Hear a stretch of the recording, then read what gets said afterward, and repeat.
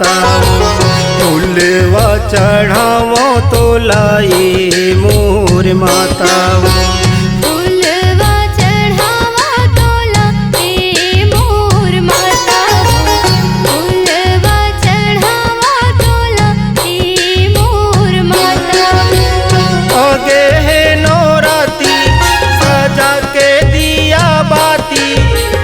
आगे है नवराती सजा के दिया बाती फूलवा चढ़ावा तोला ए मोर माता।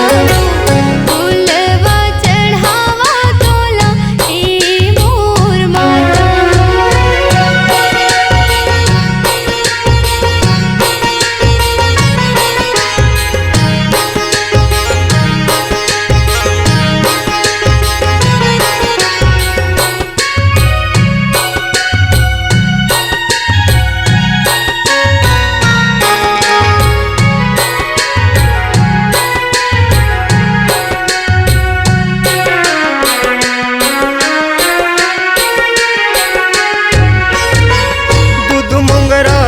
केकटी क्यों लाए हम मंदार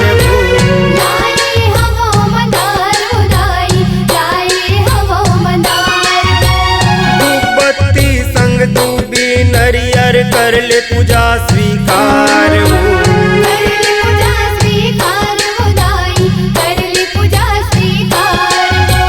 मिलके संगी साथी मैं गाँवों दिन राती के संगी साथी मैं गाँवों दिन राती फूलवा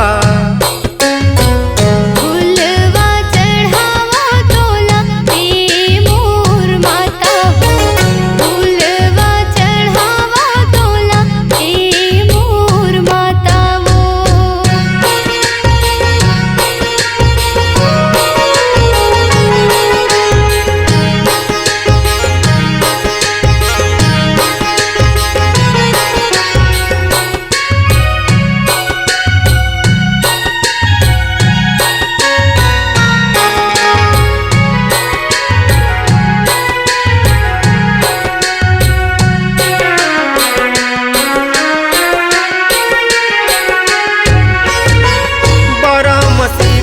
सदा सुहागिन लाए फूल रत रानी